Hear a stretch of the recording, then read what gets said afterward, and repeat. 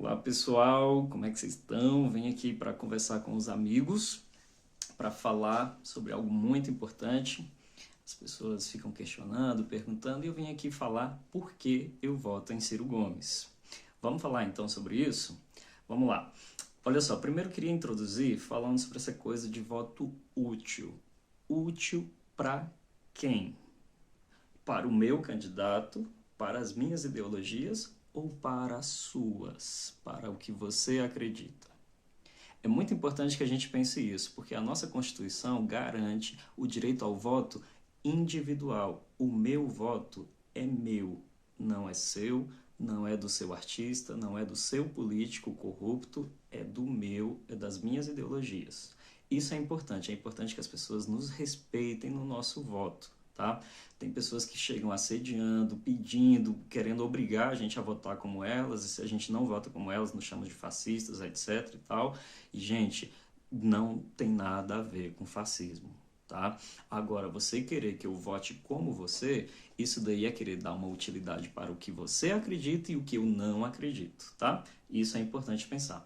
Outra coisa, votar com medo. As pessoas estão querendo que a gente vote por medo de outro ganhar. Eu não vou cair nessa, tá? Isso daí é desculpa para votar no teu candidato. Era ruim? É ruim nessa época do Bolsonaro? É péssimo. É horrível. O cara realmente veio nos ameaçando o tempo todo e é responsável por milhares de mortes, né? Quase 1 milhão de pessoas morreu durante a pandemia, cerca de 1 milhão. Bom, isso é verdade. Agora, se era ruim, por que que o teu candidato não fez oposição a isso? Por que que o teu partido, o partido que tu quer votar, não fez oposição a isso? Vamos pensar sobre isso, então? Desde 2018, o Partido dos Trabalhadores PT planejou não fazer oposição ao Bolsonaro. Ah, isso é teoria da conspiração. Bom, isso se falava desde 2018. Tem reportagem antes das eleições falando que líderes do PT desistiram da eleição do Haddad, já sabiam, e todo mundo de fato sabia que o PT não ganhava aquelas eleições, o único que podia ganhar do Bolsonaro era o Ciro Gomes, né? E aí naquele momento se colocou um cara que era totalmente incapaz. O Haddad tinha perdido 2 anos antes de 2018, ou seja, em 2016, tinha perdido em todas as urnas eletrônicas de São Paulo, absolutamente todas as urnas eletrônicas de São Paulo, ele perdeu as eleições para prefeito. E aí colocaram esse cara para concorrer às eleições. Já se sabia que ele não ia ganhar. E já se falava, então, desde aquela época, que até líderes do PT já tinham desistido dele e já planejavam um confronto entre Lula e Bolsonaro em 2018. Gente, e durante os 4 anos aí do Bolsonaro, de fato, o PT não fez o seu papel de oposição. A gente sabe que o PT controla as grandes centrais sindicais e os grandes sindicatos, né, outros movimentos sociais também, e esses movimentos controlados não fizeram frente ao Bolsonaro. Os parlamentares, os cerca de 60 parlamentares que o PT tem, né, deputados, senadores, não fizeram. A gente confiava, era em partidos pequenos. Os partidos pequenos, e muitas vezes pessoas sozinhas, né, de oposição ao Bolsonaro, mas que não eram do PT, foi quem foi a nossa esperança, foi quem foram a nossa força lá dentro do Congresso Nacional. O PT planejou, ele desejou Lula versus Bolsonaro. E aí, quantas das milhares de mortes, das centenas de milhares de mortes também estão na conta dessa briguinha, dessa guerrinha, dessa sede por poder? Vamos lá. Outra coisa também importante pensar é sobre essa moral de corrupção que alguns querem que a gente siga. Porque é assim, todo mundo sabe que o Partido dos Trabalhadores e o Lula são corruptos. A gente sabe do Mensalão, do Petrolão, de todos os esquemas lá do Porto de Santos, etc., né? Das coisas dos aliados também e tal. A gente sabe que eles governaram tendo como base esquemas de corrupção para se manter no poder. A gente sabe disso. Aí as pessoas querem que a gente pese. Ah, mas esse daqui é corrupto e esse aqui é corrupto e assassino, né? Então o Lula seria o corrupto e o Bozo seria o corrupto e assassino. Gente, eu não quero essa moral para minha vida. Eu não quero ficar com essa moral nem para os meus sobrinhos, nem para filhos se eu tiver depois, etc. Não é isso que eu quero para minha vida, não é isso que eu quero para o meu país, tá? Até porque também a corrupção de um vai se saber quantos não morreram por isso também, né? Os bilhões que foram roubados também deixaram de construir hospitais, deixaram de construir saneamento básico, né? No Brasil, até hoje, a gente tem mais de 100 milhões de pessoas sem saneamento básico. O PT passou por lá, passou pelo governo, e esse tipo de coisa não foi resolvida. Vamos lá, continuando. O Ciro Gomes, gente, aí eu não sei se, eu não lembro nem se eu falei no início do vídeo, porque eu gravei outro vídeo e só ficou muito grande, agora eu tô gravando esse daqui mais curtinho, falando especificamente de voto útil e essas coisas. O Ciro Gomes foi essencial, foi uma das pessoas essenciais como oposição ao Bolsonaro nesses 4 anos. E é por isso que eu não voto nesses outros dois. Bom, o Bozo nem se cogita. Agora não voto no Lula porque não fez oposição. Até 2020 ou 2021, o Lula falava que o Bolsonaro não tinha cometido crime nenhum e que ele não merecia ser impeachmentado. Gente, o Bolsonaro comete crime desde o primeiro de janeiro de 2019. Esse cara tinha que estar preso, não era para ser presidente. E o Lula defendia ele. Até agora, desses dias, deu também umas declarações perguntando qual é o crime do Bolsonaro? Tipo assim, como se não tivesse crime, né? E o Ciro Gomes foi essencial para como oposição ao Bolsonaro. Uma das coisas, assim, resumidamente, que eu vou falar o Ciro Gomes, desde o início, ele criou um painel em que ele fazia mensalmente, desde o início, assim, ele deixou passar uns 4 meses para, né, tipo assim, vamos dar um espaço para o governo, aí começou, estão estragando o Brasil, aí o Ciro Gomes montou um painel em que ele ficava mostrando mês a mês tudo que estava acontecendo no país e fazia uma análise. Depois disso, ele começou a trabalhar com grandes conglomerados, tipo petroleiros, etc., para ir analisando o Brasil. Aí fazia congresso, seminário, entrevistas, e ele foi estudando o país durante esse tempo todo, e sempre se colocando contra aquilo que estava errado. E aí, chega a pandemia em 2019, né, no final de 2019 e início de 2020. O que o Ciro Gomes faz? Primeiro eu vou falar sobre uma defesa que ele fez, que poucas pessoas falam, e depois eu vou falar o outro lado. Olha só, gente, quase ninguém sabe, mas foi o Ciro Gomes que entrou no STF com a ação que garantiu a vida de milhares de pessoas, ou de milhões. Foi o Ciro Gomes que entrou com a ação que fez com que o Bolsonaro, que queria proibir o distanciamento social, que queria proibir o isolamento social, que queria proibir os governadores e prefeitos de criarem leis normativas para regular o trânsito das pessoas, né, o uso de máscara, essas coisas, o Bolsonaro queria proibir tudo isso. Foi o Ciro Gomes que entrou no STF e conseguiu vencer para que os estados e municípios tivessem o direito de salvar a vida das pessoas. Tá? Isso é muito importante, pouca gente fala, e nem ele mesmo fala muito sobre isso, porque o Ciro tem um problema de ele parece que não gosta de aparecer pelas coisas que ele faz, tá? Tem muita coisa que ele já fez que ele nem fala. Bom, vamos lá. Outra coisa, aí nessa época, alguém pode pensar, mas sempre contra o governo. Bom, primeiro que eu não acho que é governo o atual, é um desgoverno. Mas quando começou a pandemia, né, ou seja, antes dessa coisa da ação para garantir o direito da vida das pessoas, quando começou a pandemia, Ciro Gomes escreveu uma carta, escreveu propostas, escreveu um conjunto de ideias, de soluções, apresentou soluções para ajudar o governo ou o desgoverno atual, né? E entregou lá em 2020. Ele falou assim, olha, eu abro mão nesse momento de fazer oposição simplesmente e estou oferecendo uma ajuda para salvar a vida de brasileiros. E entregou essa carta para o Bolsonaro. Sabe o que o Bolsonaro fez? Nunca respondeu. Provavelmente não leu também, porque ele não é, né, uma pessoa que lê. Então, isso é importante pensar. O cara está aí sempre tentando ajudar o país como oposição e, quando foi necessário, como qualquer democrata de uma democracia madura faria, ele ofereceu ajuda. Agora, vamos pensar em outra coisa, né? Ainda nessa questão do voto útil, que as pessoas ficam tentando dar a utilidade do nosso voto para elas.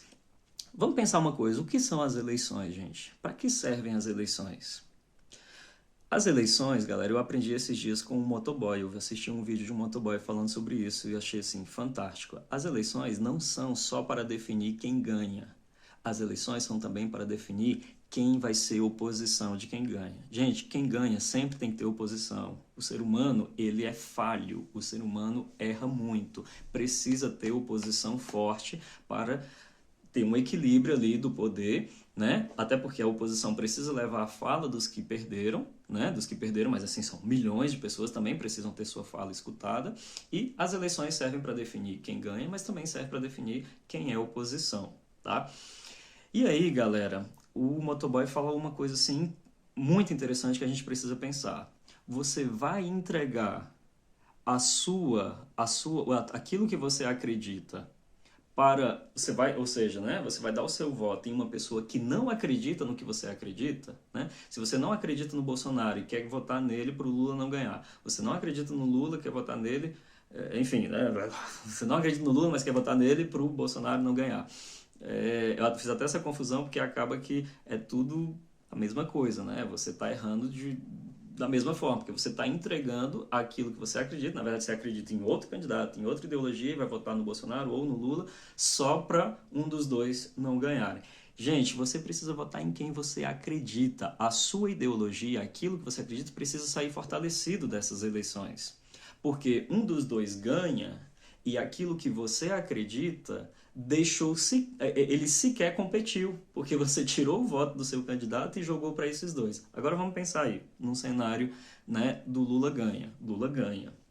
O teu candidato, você não teve nem o teu voto. Não teve o voto de milhões de pessoas, porque todos passaram, por exemplo, para o Lula, né, para que o Lula pudesse ganhar. Sabe como é que o Lula sai? Vitorioso. Sabe como é que o Bolsonaro sai? Como a oposição. Sabe como é que o teu candidato e as tuas ideologias saem? Como nada.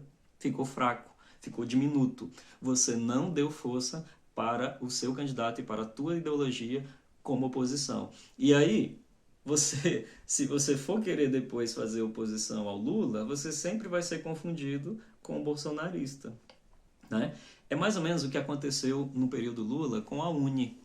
A UNE, não sei quantos sabem, né? União Nacional dos Estudantes, que representa os estudantes universitários, durante o governo Lula, infelizmente, nós que éramos estudantes universitários de esquerda, não nos sentíamos representados pela UNE, porque a UNE estava, né, ela tinha apoiado o Lula e estava totalmente alinhada ao Lula e não nos ajudava na oposição. Quando a gente precisava reivindicar alguma coisa da pauta dos estudantes, não tinha como, porque a nossa grande representatividade estava alinhada com o governo. Olha que trágico, né?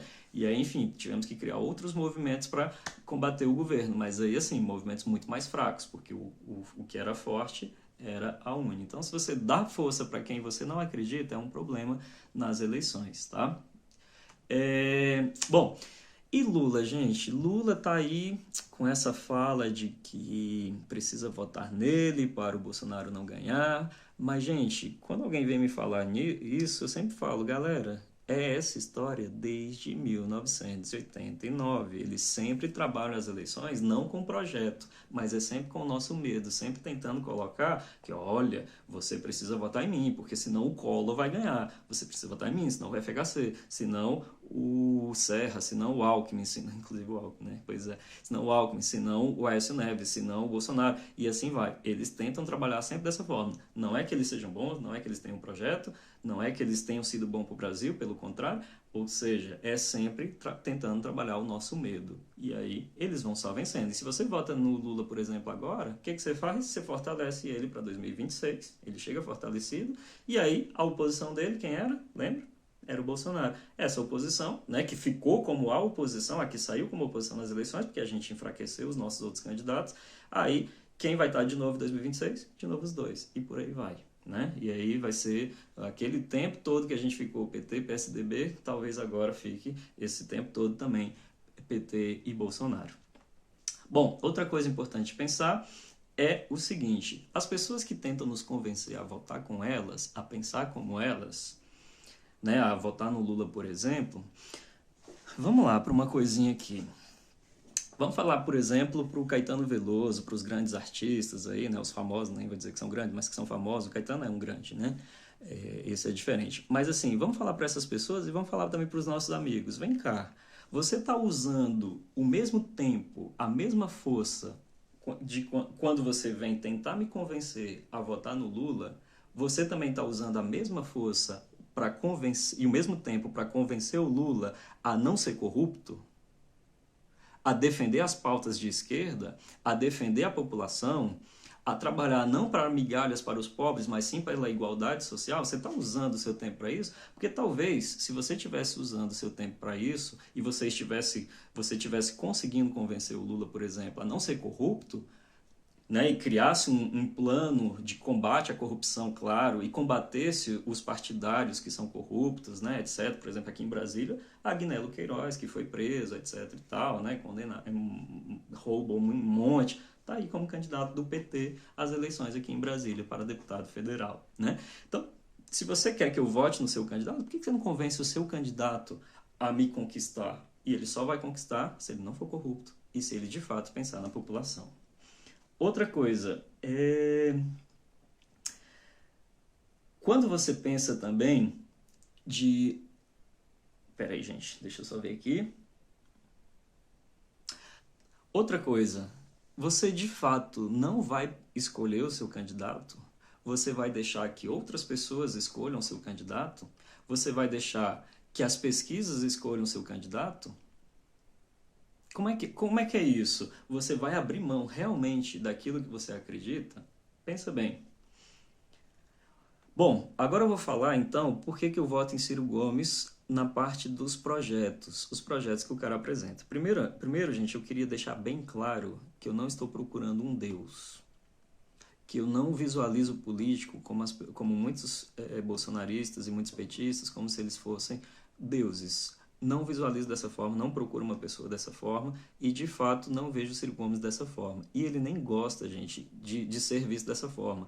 Eu tenho uma coisa que me chama a atenção nele, eu acho que até prejudica como político, ele não gosta nem de receber aplauso, ele tem dificuldade até de receber aplauso, tá? Mas, enfim, por que eu acredito, então, no projeto Ciro Gomes? Vamos lá. Porque ele, além de tudo isso que eu falei, vamos começar aí por contradizer esses outros dois, né? Primeiro, o Ciro Gomes tem história. Bolsonaro não tinha história como governante, né? Como ele já tinha sido deputado corrupto, né? Vereador, tal, durante muito tempo, mas ele não tinha história como administrador. Lula também não. Mas o Ciro Gomes tem história. O Ciro Gomes já foi prefeito e saiu da prefeitura de Fortaleza como o mais bem avaliado do país. Saiu, também foi governador do Ceará e saiu, naquele momento, era considerado o melhor governador do país também, tinha a melhor avaliação. Então, ele tem história e ele mostrou o que ele fazia lá. A gente pode ver o que ele fazia lá e a gente consegue, então, comparar com o que ele pode fazer. Além disso, ele foi ministro, além disso, ele foi presidente de siderúrgica, ele foi secretário de saúde, enfim, o cara tem experiência, né? E isso é importante. Não estou dizendo, galera, que o cara é um deus, de novo. Eu estou dizendo que o cara tem experiência e isso é importante. E a gente consegue avaliar se deu certo ou não. A população gostava na época, tá? Outra coisa, ele é contra a reeleição e eu acho isso essencial, gente. A reeleição, infelizmente, ela alimenta a corrupção. Lula está candidato aí pela 20ª vez. Ganhou, ficou 8 anos ele, ficou outros 6 anos por trás da Dilma, né? E é ele sempre o que representa o outro lado, né? Como se fosse, de fato, sempre ali desde 1989. E aí, gente, os esquemas de corrupção só vão se fortalecendo, né? As políticas, as más políticas junto à direita, junto aos ricos, só vão se fortalecendo. Reeleição é uma desgraça, galera. E o Ciro é contra. Aí você fala assim, que nada, ele vai entrar, ele vai ganhar, vai entrar, torço para que ele ganhe, e ele vai mudar de ideia como o FHC fez, etc. Não, galera, o Ciro Gomes foi governador e foi prefeito e ele não quis reeleição, tá? Ele nunca tentou, e nem depois, décadas depois, ele tentou reeleição não, né? Ou seja, se eleger de novo não. Ele deixou quieto, porque ele considera que a pessoa tem que entrar, fazer a sua parte e alimentar, né, para que possa o futuro vir outros governantes que possam fazer até melhor. Bom, outra coisa, Ciro Gomes não é um gastador, tá? Por exemplo, a gente sabe que o Bolsonaro é um gastador, né? Além de gastar à toa aí com os recursos do país, com o orçamento secreto, né? Esse esquema de corrupção bilionário, além disso, ele é um gastador do cartão corporativo. Ciro Gomes, galera, quando foi governador, quando foi prefeito, ele nem morava na casa oficial, tá? Porque ele considerava que seria errado ele ter toda uma vida de privilégios e depois sair dali e não conseguir manter o mesmo padrão de vida para os filhos dele. Na verdade, ele pensou então na família dele. Acho legal, tá? Outra coisa, ele podia ter, entre aposentadorias e pensões, ele podia ter três, tá? Ele podia estar ganhando cerca de uns 50 mil reais hoje do dinheiro público, né? Para isso fora qualquer outra coisa, fora se ele ganhasse no setor privado também. E ele abriu mão disso porque ele considerava assim, porra, foi mal aí, palavrão. Eu tenho 35 anos e vou ganhar tudo isso. Não aceito. E ele não aceitou. E até hoje ele não recebe nem aposentadoria de governador, nem de prefeito, nem chama aposentadoria, enfim, algum tipo de benefício. Ele não recebe aposentadoria de deputado também, etc e tal. Isso é legal também. Mas só isso não é suficiente. Por isso que eu tô falando de um monte de coisa, tá? Outra coisa, Ciro Gomes tem um projeto de industrialização para o país. Gente, isso é necessário, isso é fantástico, isso é importante. Olha só, o Brasil já foi... há 40 anos mais ou menos, o Brasil era 6 vezes maior do que a China em matéria de industrialização. O Brasil já foi maior do que a China em industrialização, gente. Hoje, tudo que a gente compra, até máscara de proteção contra a Covid, por exemplo, vem da China. Hoje a China é 15 vezes superior ao Brasil, caminhando aí para ser 20 vezes superior ao Brasil. FHC, Lula, Dilma, Temer, né, o golpista Temer, etc., afundaram a indústria brasileira. Gente, não dá pra gente sobreviver só com soja, milho, boi, essas coisas. Eu não trabalho com isso. Ninguém que eu conheço trabalha com isso. Isso daí não dá emprego para todo mundo. Um país, uma nação precisa ser industrializada. Se a gente ficar comprando tudo de outros lugares, a gente não cria emprego aqui dentro, a gente não se desenvolve. Poderíamos falar muita coisa sobre isso, mas a gente precisa avançar.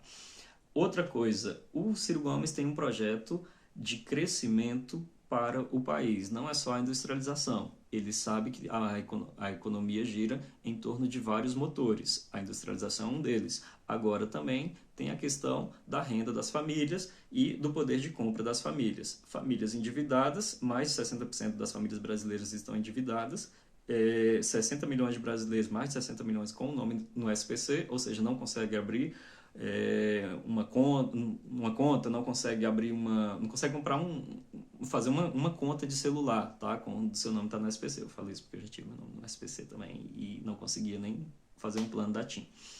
Então, ele sabe que isso gira a economia. Se a população está endividada e se endividou porque o Brasil tem as maiores taxas de juros do planeta Terra, e isso foi criado lá com a FHC e com o governo Lula, essa taxa de juros fazia a gente comprar um celular e ficar endividado, fazia a gente comprar um carro e ficar endividado, porque o Brasil cobra taxas de juros nunca visto na história mundial, tá? Isso para quê? Para enriquecer os ricos, que é assim que a coisa aqui funciona desde sempre. Ciro Gomes tem um programa de renda mínima que supera a ideia de dar apenas um auxílio emergencial para os pobres, como o Bolsa Família ou o Auxílio Brasil. A ideia é que todo brasileiro tenha no mínimo 400, se eu não me engano, R$ 417 para sobreviver, tá? Então isso é interessante, porque aí é mais visando uma ideia de igualdade do que simplesmente de dar uma compensação. E aí, galera, a gente pode pensar, porra, mas de onde vem o dinheiro, né? O dinheiro, tudo que ele promete, gente, tudo que ele fala, tudo que ele propõe, na verdade, ele coloca lá de onde vem o dinheiro. E aí ele fala, por exemplo, das reservas cambiais brasileiras, que são exageradas. O Brasil tem mais de 1 trilhão, eu fiz as contas, dá mais ou menos 1 trilhão e 500 bilhões em reservas, tá? É um recurso que fica guardado para caso o país precise. Pô, o país está precisando, né? E nenhum país guarda uma porcentagem tão grande assim de reservas, e o Brasil guarda. Aí você pode pensar, pô, mas é melhor não mexer. Não, gente, olha só, o Ciro Gomes tem uma proposta de trazer isso para ajudar a pagar programas como esse, renda mínima, mas esse dinheiro gira, esse dinheiro a pessoa não vai ficar guardando em casa, né? Então, a economia não é prejudicada.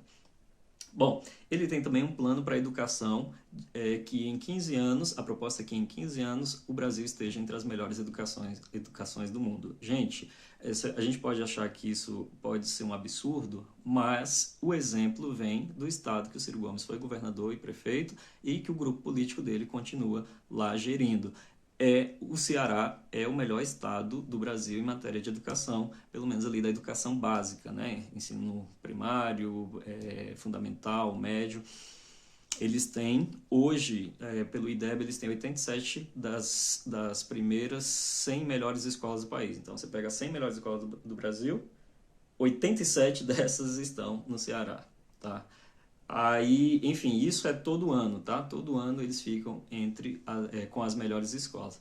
Já teve até uma história de que estava tendo umas fraudes para melhorar o desempenho lá do estado quanto a isso e tal, e pode ser verdade, né? Mas é todo ano, tá, gente? Todo ano, e não é só no IDEB, é em outras coisas também. Então a gente pode pensar, pô, pode ter tido alguma fraude, mas assim, não uma fraude a ponto de fraudar todos os anos e as instituições que regularizam, que regulamentam isso não perceberem. E também, assim, o Ceará, ao mesmo tempo que sai bem no IDEB, sai também bem no ITA, tá? O Instituto da Aeronáutica. O estado assim de lavada que pega mais vagas é o estado do Ceará.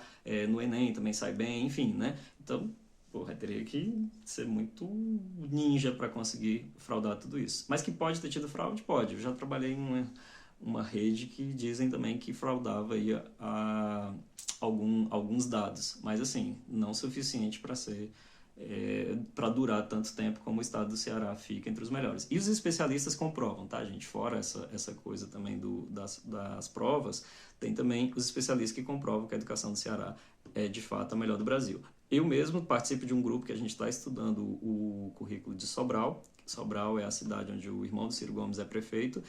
Sobral é onde tem a melhor educação do Brasil, a melhor educação pública, e a gente está estudando e, de fato, o currículo deles é muito bom, gente. É coisa que eu nunca tinha visto. E olha que eu estudei muita coisa aí de legislação e de documentos que orientavam a educação brasileira. Bom, outra coisa que o Ciro tem são projetos, gente, a curto, médio e longo prazo. Isso é legal, tá? Ele não pensa só no período em que ele vai ser presidente, mas sim no período em que outros também estarão. E isso é importante, porque a gente tem que parar de fazer projetos de governo, assim, ou seja, só para aqueles 4 anos. A gente tem que pensar em projetos de Estado, né? Coisas a longo prazo, em que, independente de quem ganhe, você coloca lá na Constituição, independente de quem ganhe, vai ter que elaborar aquilo ali. Por exemplo, renda mínima, a ideia é colocar na Constituição, porque aí ninguém fica refém e com medo de, a cada eleição, alguém tirar aquele direito. Não, se está na Constituição, não vai ser tirado. Que mais? Ciro Gomes, como eu falei, ele sempre coloca a fonte do recurso para tudo que ele planeja, e isso é importante, porque os candidatos ficam prometendo, e não fala de onde vem o dinheiro, e ele fala, tá? Outra coisa, ele não, até hoje, né, mais de 40 anos de vida pública, a gente não tem história de corrupção na vida de Ciro Gomes. Isso é importante num país onde tantos políticos são corruptos, o cara não é corrupto e ele não é conivente com a corrupção também.